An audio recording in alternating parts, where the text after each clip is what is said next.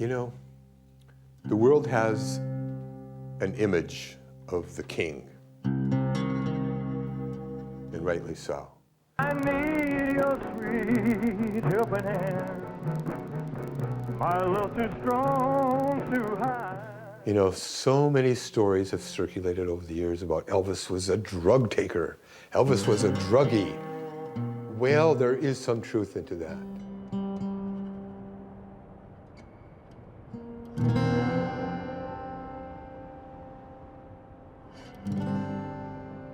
But behind the image, behind the lights and the makeup and the music, there was a real human being, a real person that had feelings that was entirely different, light years away to the image. Elvis was an extremely intelligent human being. Elvis Presley, known to the world as the king of rock and roll. His legacy, whilst great, is also shrouded in mystery. From his constant battle with addiction to his relationships and the pressure of the press, this is the hidden life of an iconic artist, a man who seemed to have gotten lost along the way.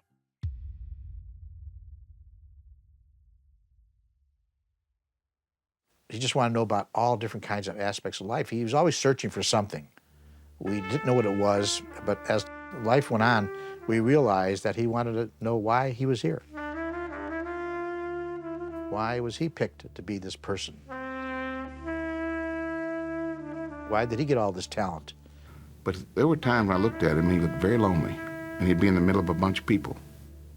And I'd look at him and I think, he's not even where he wants to be right there. He's not feeling anything right now. In 1950, Memphis, Tennessee, a star was born. Elvis Aaron Presley went from introvert Memphis truck driver to rock and roll superstar in a mere 18 months. The change would be enough to alter anyone's lifestyle, for better or for worse. The polite Southern boy became the hottest draw on national TV, and in 1956, he was the best rising singer in the entertainment industry. His vocals were raw, and he sang from the heart. His provocative moves and style were unlike anything audiences had ever seen.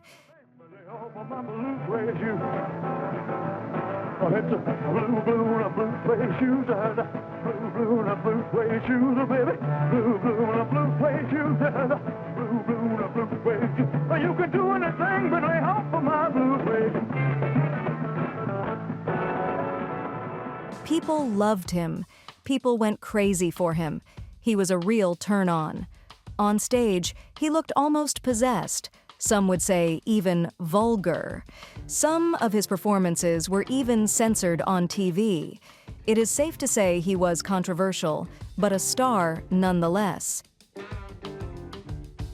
He was the best-looking man many people said they had ever seen. People wanted to look like him. He became almost a Greek god for women and men, a perfect specimen. He had the look, he had the attitude. It was natural with him too. He's the only star I have ever met that looked like, acted like a special person, a star, before he had a hit record, before he did a movie. I've met a lot of those stars that movies and records and adulation and all those things kind of make you into a star. Elvis was born a star. Elvis had a tremendous draw to him emotionally and physically, where you looked at him and you thought, that is probably about the best looking man I've ever seen, you know. He just had a charisma about him. He had a way of pulling you in. People call it Southern charm. He had it in spades. In 1954, Larry Geller became his personal hairstylist and spiritual guide, which many considered an odd combination. Larry not only played a big part in shaping Elvis's iconic hairstyle, but he also started to change his mentality. He put Elvis on a path of self-realization, which made it difficult to relate to Elvis's entourage of close friends, known as the Memphis Mafia. Larry was a strange bird for our group, you know. That probably took a lot of pressure off of me with Larry coming in. I look like one of the boys. You know, Larry was very nice at first. We didn't know too much about him. I mean, he was a Los Angeles guy. He was a hairdresser. He was introduced to us by Elvis's barber before him. And he was very pleasant and nice. But then we didn't realize that Larry was very much into, what would you say, different kinds of religions, different ideas about life and philosophies. Elvis and Larry talked a lot together, hours and hours on end. It was not something I was interested in, but they spent a lot of time talking about that, and Elvis really got into it. And Elvis started reading books about different religions. He got into all religions. He just wanted to know about all different kinds of aspects of life. He was always searching for something. We didn't know what it was, but as life went on, we realized that he wanted to know why he was here. Why was he picked to be this person? Why did he get all this talent? Larry was very quiet spoken, but then he started introducing his Far Eastern, what I call California cult crap. I mean, I'm not putting anybody's beliefs down, but it was a typical spiritual cult deal that some people in California love. And he started talking to Elvis about it. And Elvis was, you know, was interested because it gave him something new. And as the years went by, I started calling Larry the Swami, because I first of all, I don't trust people like that. I think they're full of shit. I think they have an ulterior motive. Larry would bring a book or a couple of books and say, man, you might like this or whatever. And then Elvis would kind of try to share that with the rest of us. It was a tough turnaround for some of the guys to be playing football all the time and doing karate, and to now sit down and read books about Indian philosophy. Elvis devoured the books immediately. In fact, when we left Southern California to drive back to Memphis, every hour, hour and a half to 2 hours, Elvis, who used to drive, would pull over and start reading. And this kind of blew everyone's mind. The guys weren't used to this. A lot of people close to Elvis didn't understand it and didn't want to understand it. They didn't like what Larry brought into his life. So even though Larry himself didn't have a problem with the Memphis Mafia, his affection for them wasn't reciprocated. This group around Elvis, we were such an exclusive group, unique. It was our own little special Elvis brotherhood. He had so many questions about life, about the Bible, about his career, about where he was going in life. And this developed and cultivated over the years, and I just enjoyed it so much. And this is basically what I wanted. I had a wonderful job. I was being paid beautifully by Elvis. And at the same time, I was able to enable him and provide for him the material and the friendship that he needed. Because here's a guy that, look, he was beyond a superstar. Elvis was beyond that. He was something else. You ain't nothing but you ain't nothing but a hound dog. Well, you ain't never gonna live and you ain't no friend. Wherever he went, he was besieged by people. So he created his own world, his own universe. And within himself, he would travel to China or to India or to England or to Germany and to the 12th century or 2,000 years ago. And he was able to do this. And we had the most magnificent time together over the years until he passed away. Elvis enjoyed being around friends, and he was generous, but he had a passion for excess.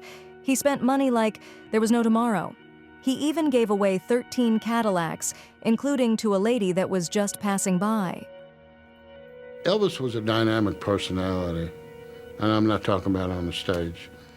There was something about him that was special. I mean, whether you want to call it a charisma, magnetism, or what have you. Most times he showed you that he cared. He was like my brother and my father, everything rolled into one because he took care of so many problems for me, financial, and a lot of times spiritually too. We'd talk about some problems and things. We worked together, we lived together, we cried together, we laughed together. And when he bought me my house in 1974, he said, "You know why I bought you that house?" And I said, I still don't believe the whole process, Elvis. And he said, "You never had a home, and I wanted to be the one to give it to you." Before we became that close of friends, I thought Elvis Presley had everything. You know, that was the answer to life, is to have a lifestyle like that. Not true, you know? In the early 60s, his addictive personality quickly got him hooked on cocaine and prescription drugs, and he became obsessed with guns. He always had a fondness for guns. We used to, as an example, even in the very early 60s, we used to go snake hunting. There was this lake near Graceland where we'd take shotguns, and he'd kill the snakes. And one time, he almost shot Joe Esposito. Elvis took aim and shot the snake's head off while Joe was holding it in his hand. I'm glad it wasn't me. But he always had that fondness, but it got even more when he started putting it in terms of protection. We used to joke because he used to have a gun here, and a gun here, and a gun here, and a gun in his boot, and a gun in his back, and he'd just go out to go to the movies. In order to go to sleep, you need to start taking sleeping pills, downers, or tranquilizers, or what have you. So it gets to be a vicious circle. And where today one will work, tomorrow you need two, and the next day you need three, and then the next day you need four. And after 15 years, you know, it gets pretty vicious. Elvis had an addictive personality, so I think that it probably, but I mean, he would walk away from it, but then he'd go back to it. So it, you know, it was a magic potion, so to speak. It really was. It kept us going. Still, it puts you in a depressing mood. Elvis Presley no longer has that rock and roll beat. The tempo is hut, 2, 3, 4 for Private Presley. He's at Camp Chaffee, Arkansas, beginning his 2-year Army hitch courtesy of the Memphis Draft Board. Like any ex-civilian raw recruit, the king of rock and roll will be keeping time to non-hip bugle calls. Involuntarily retired, the gyrating guitarist's departure from the public eye left his blue jean fans all shook up, so we hear. But Elvis doesn't seem to mind at all. In 1958, Elvis was sent to the Army. His mom became very depressed. After his identical twin brother died at birth, she couldn't cope with him going away too. She said to him, "Don't forget me, little." She died not long after that same year. It was traumatic and he was inconsolable. Some say it was an underlying cause for Elvis's so-called descent into hell. Elvis's life was not typical GI. I mean, there was always people outside of his house. The fans were always out there. It was a little tougher for him to be in the Army because everybody was watching him. And they were keeping an eye on him to make sure he did a good job and make sure he didn't goof off. So it was tougher for him than a lot of the other GIs. The Army was tough, although he met his wife Priscilla there. Priscilla was the daughter of a U.S. Air Force officer. She was very shy and very young, but they clicked. Very pretty young lady, but I didn't know how old she was at the time. And I figured she was about 16, but at the time she was 14, I find out later. But she was very mature, very quiet at first. Aaron talks about the Presley marriage and how sad his divorce and all that stuff. I just think you got to look at the good years, because the pressure on being married to a guy like that, it's just ridiculous. And the temptations a guy like that's offered are just ridiculous. And the hours he's away are just ridiculous. And you don't know what's going on. You're out of the loop so many times in a career decision. You know, Colonel Tom Parker's not going to stop something happening in Las Vegas or a film being filmed because Priscilla puts her foot down. It's not going to happen. A marriage like that, as far as I'm concerned, it's pretty much doomed, even when there's respect and love thrown in the equation. Elvis's relationship with Priscilla was the subject of gossip and often scrutiny. The primary reason was the significant age gap between the couple, particularly during their courting period. Despite being shy, Elvis had a short temper. He was jealous and sensitive, but he enjoyed surrounding himself with family and friends, and he loved the attention. He always wanted people to stay connected with him, and loyalty was important to him.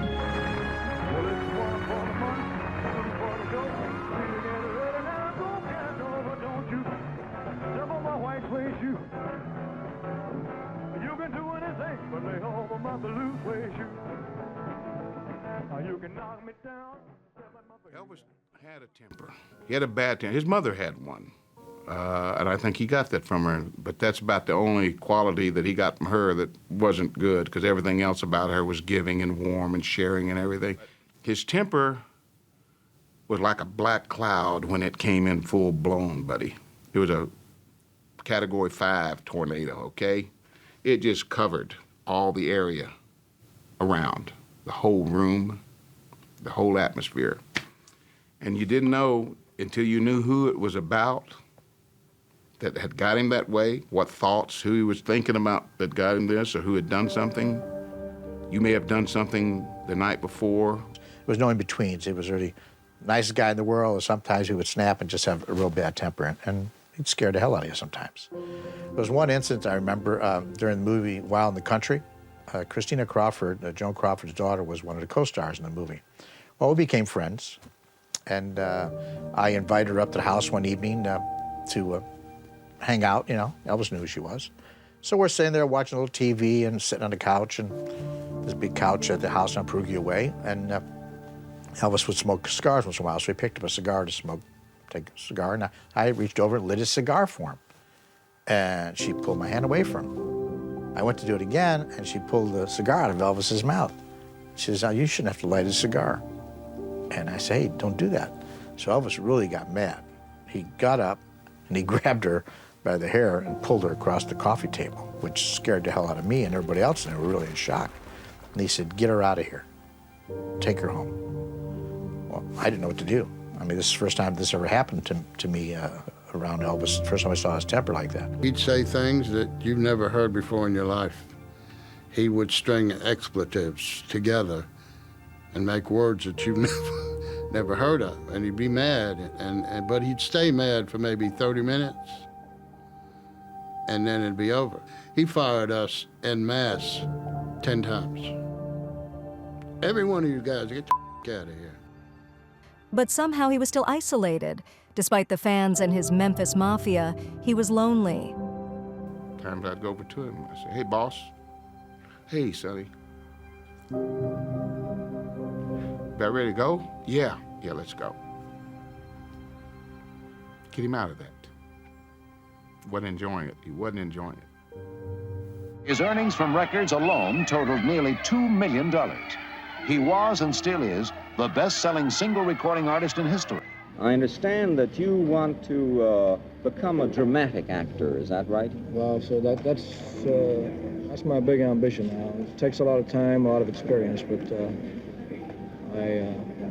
I hope I'll make it. I mean, that's what I want to do. When he came back from the Army, Presley had been away for 2 years. He was unsure about his return, so he retired from live performing, and guided by Colonel Parker, his manager, he devoted much of the 1960s to making Hollywood films and soundtrack albums. Soon after, his personal life started becoming unstable. He became wild again.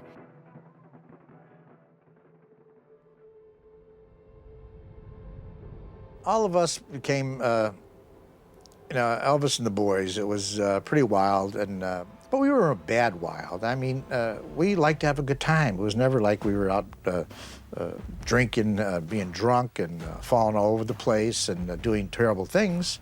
We just loved to chase women, and it was great. And we partied all night as much as we could. And we'd be up till 6, 7 o'clock in the morning. The sun would rise, and we'd go right to sleep. Get away from the sun. We didn't want to see the sun. And we just did this for a week, 10 days.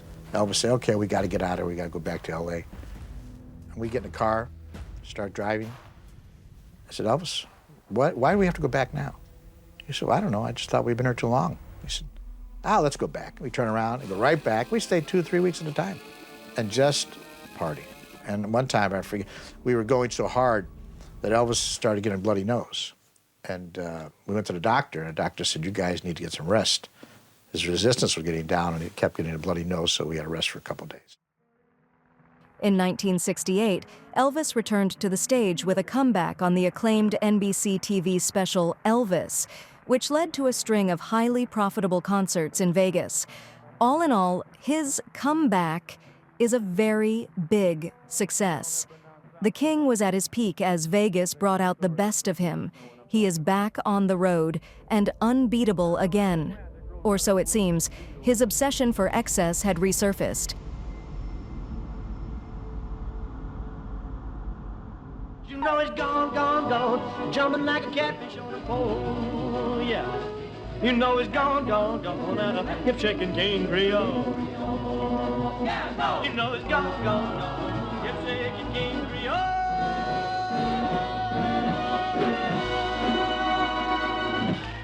I was there seeing concerts in 55 and 56 and 57, the most exciting, raw, animalistic things I've ever seen. And of course, that will always be my lifelong image of Elvis Presley. You know, the wild guy on stage, the sensitive, lovable guy on stage. It could be all those things. When I went to work for him in '64, he had been back from the Army 4 years, and he did 2 or 3, good movies when he came back. But the movies were getting weaker and weaker, and the soundtracks were getting, in some cases, more ridiculous and more ridiculous. His peak was quickly followed by further complications. By the late 60s and into the 70s, Elvis started to realize that Hollywood was ripping him off. He was at a low point in his career, and the crowd was getting tired of the same cheesy movies and songs that were getting more and more ridiculous. Elvis has given up on some of his dreams at this particular point. Every time he really tries to pursue something that he wants to do, it is undermined by the exact people who could do it. I think he's getting tired. I think he's getting bored. But for us that really knew Elvis most of his life, this was not the norm for him. There's no way of getting around the fact that the drugs were affecting him, not just physically. So Colonel Parker would have seen the Bobby Darrens and the Frank Sinatras and known what to do. Let's make him an all-round entertainer. So that's what deluded Elvis, in my opinion. He was a brilliant singer and a brilliant performer. He was a very uneven actor. I mean, there's odd things like Flaming Star that I'll see and I think, God, he's actually pretty good in this, But most of his films are kind of dismissible. He's not challenged, for one. They're not great scripts. So that's what happened to Elvis. The reason people talk about he wasn't as good after he came out of the Army, it's because they tried to put too much on him. In 1973, another hard blow hit Elvis. Priscilla left him for a karate teacher, Mike Stone. When he found out about the affair, he wanted to hire a hitman to kill her partner, but after some convincing, he decided not to. It was a 6-year marriage, tarnished by Elvis's hectic lifestyle and apparent infidelity on both sides. It was also speculated part of the reason for the separation was because Elvis refused to have intercourse with a woman who had given birth. Once Priscilla had Elvis's children, he seemingly became uninterested. Priscilla was married, Elvis wasn't. I think it's a good way to say it, and it really, he didn't consider himself married, only she did. It wasn't because Priscilla left for Mike Stone. I think she had the effrontery to leave him, and I think that's where it all started from.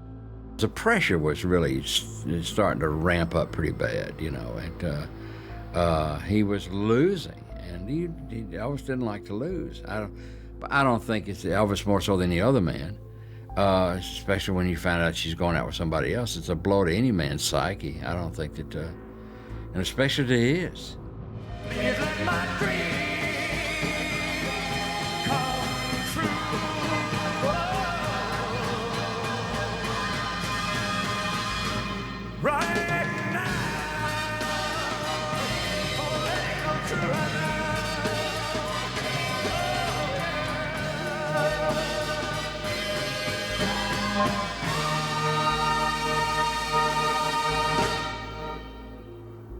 Thank you.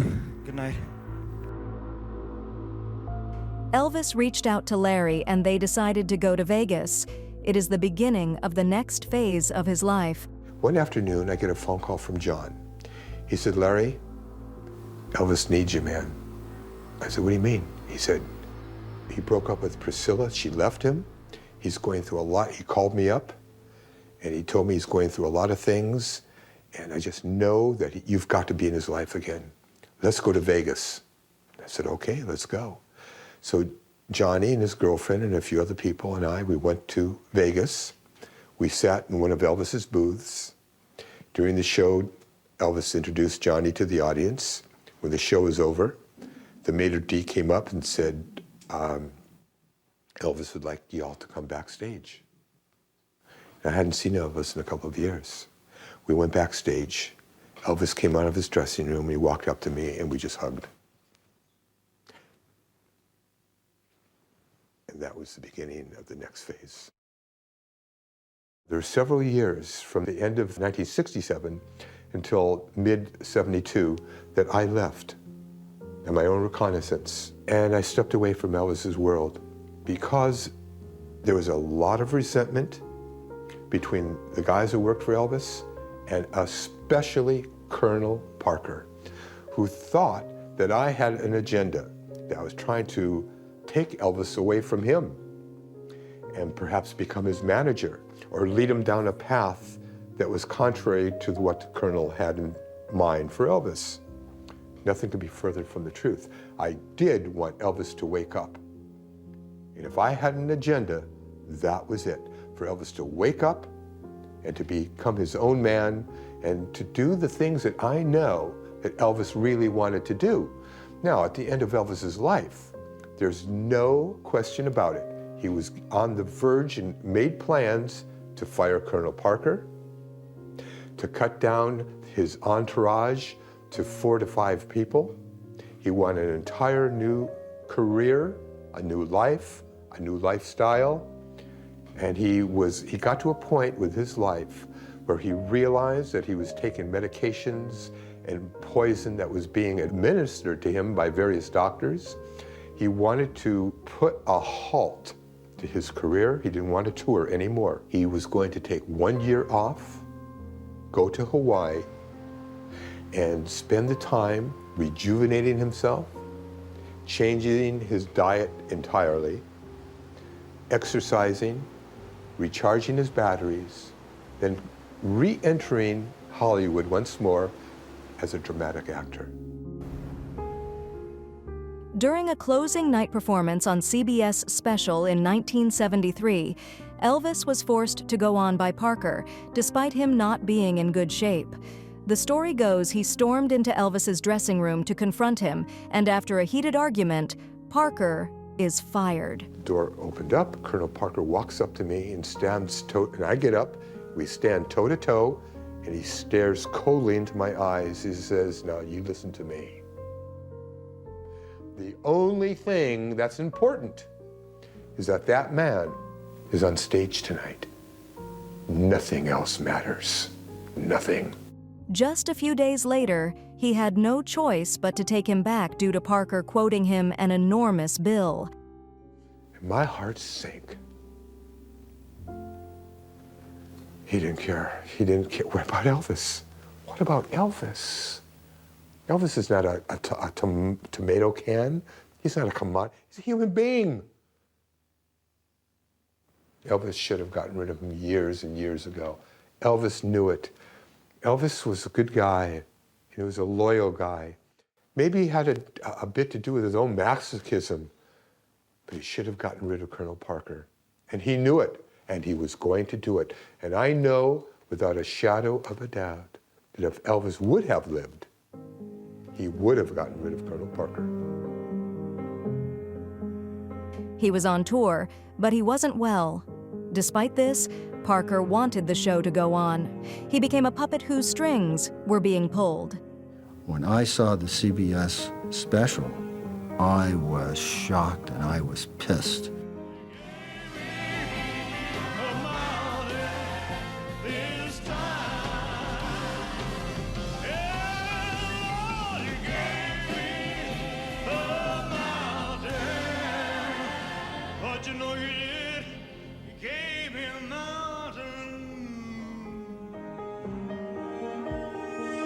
I called Colonel Parker one of the few times I ever did on a negative.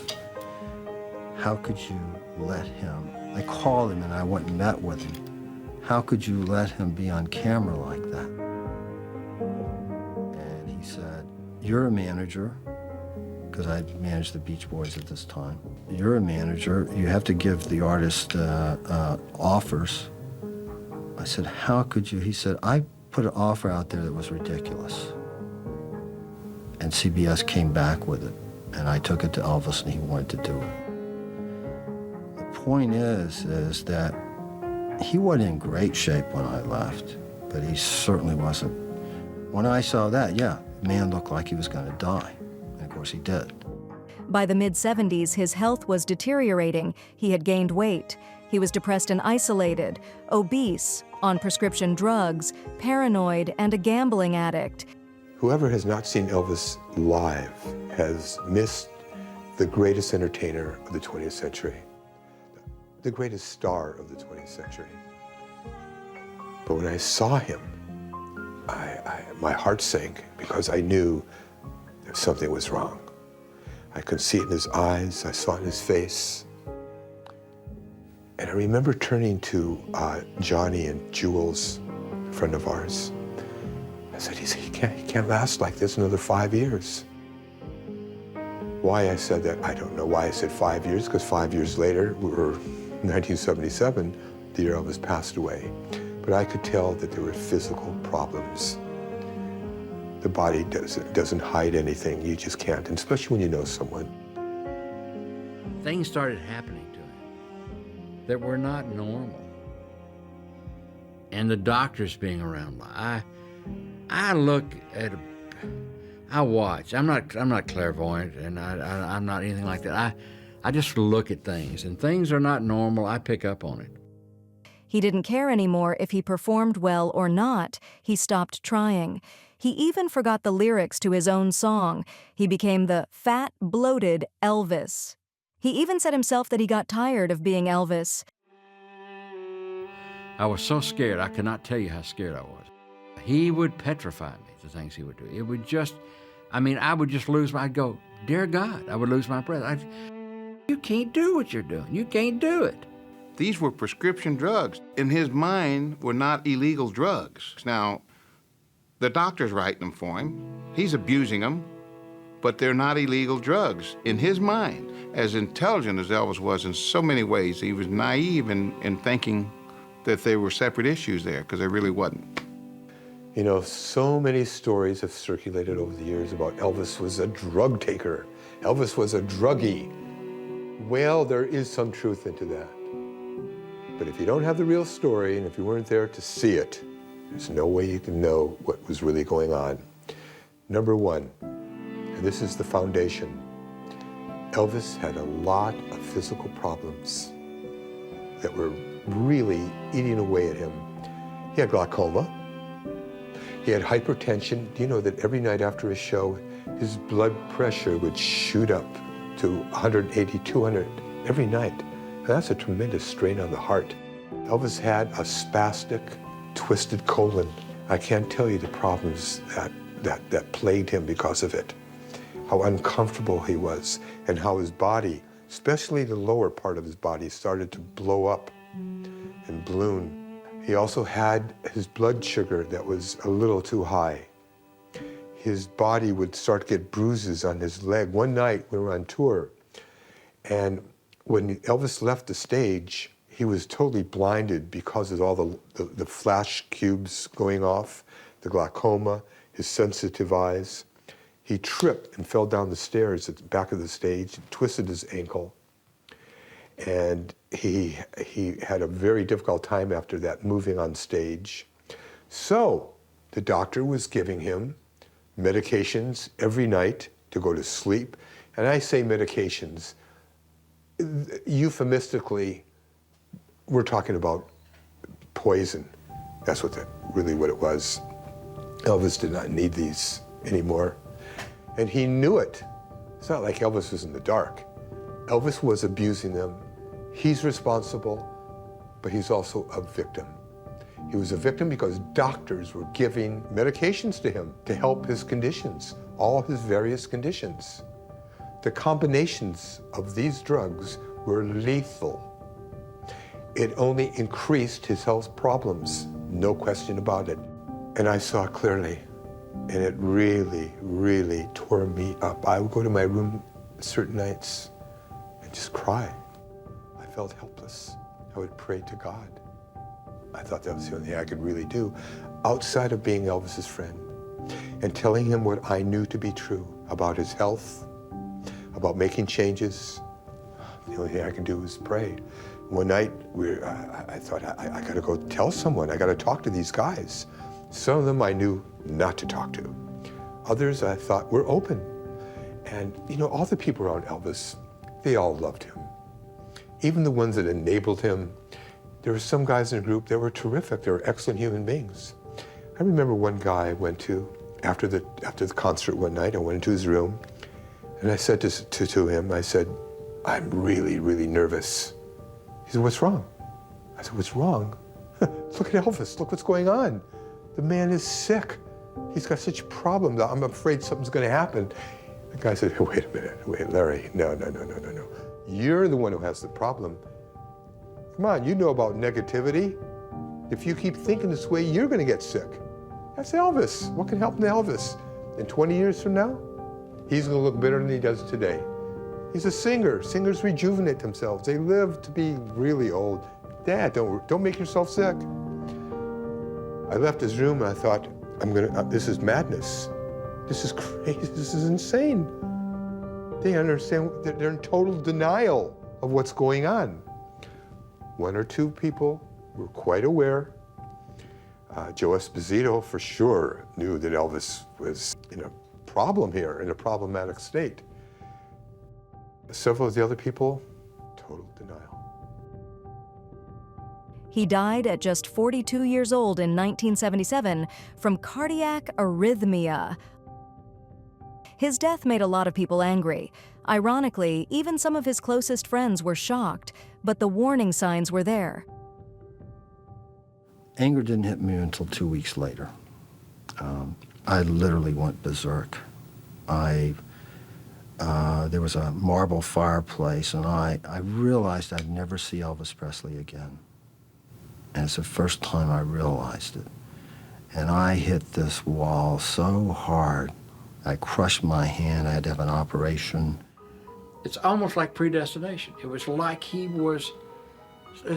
I've always said that Elvis was like a artillery shell. They loaded him up, fired him, and he fell out of the ark, and just it went into the ground and blew up. I think that if it was God's plan or whatever, I don't know what the plans were. Maybe it was God's plan. I always said my relationship with Elvis Presley is based on friendship. The job comes second. If I would have known in 75, early 76, that we were going to lose Elvis, I would not have left. Not that I could have saved him, but I would have wanted to spend as much time as possible around him, even in those circumstances. Elvis was the best solo music artist of all time, but he got lost along the way and never had the chance to look back. I thought, how's he going to come out of this? And another part of me thought, he's going to. He will come out of it. Then the other voice in me said, no, this is not good. He's reaching the end of his road, the end of his rope. And then the other voice would say, no, he's going to be all right. He said we're going to Hawaii. He's going to make changes. So I would flip-flop. And I couldn't. It's very difficult to face the inevitable. Even though I saw it, I had hope. Elvis died reading about Jesus. You know, Elvis was into Judaism. He was into reading about meditation techniques in Hinduism. But basically, he was a Christian, and he read about Jesus dying. That says quite a bit.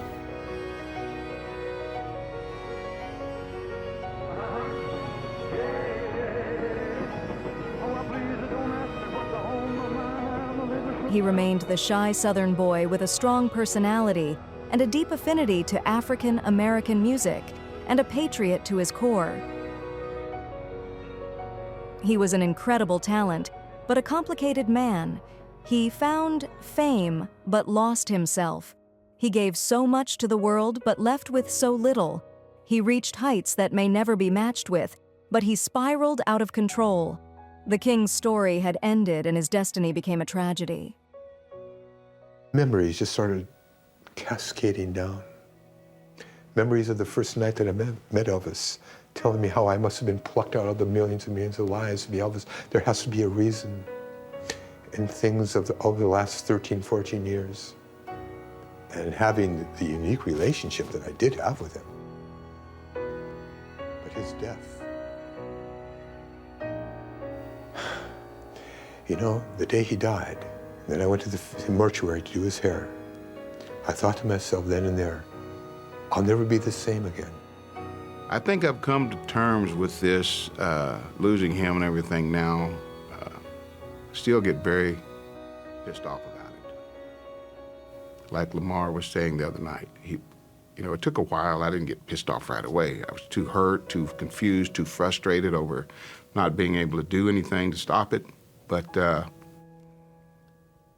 I get pissed off, and I get pissed off with the people that help contribute to it, and not just the doctors, and not just the guys that got the stuff to him, but I get pissed off at Elvis. He was a smart man. He knew what he was doing. All I could think of was the good things. That's what happens. That's weird. You can have some problems with someone, but boy, when they pass away, they don't even come into the thought. It's all good, fun, warm, good things. I thought he had no right to die. I thought he had no right to die at that age.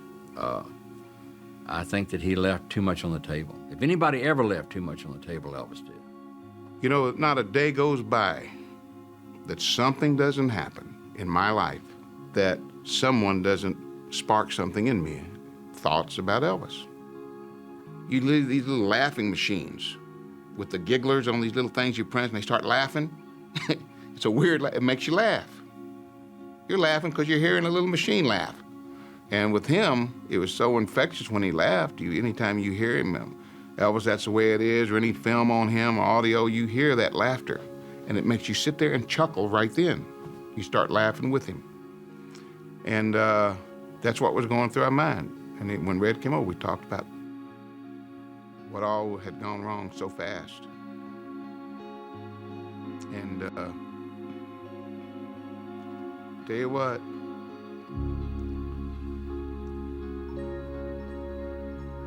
I miss him today.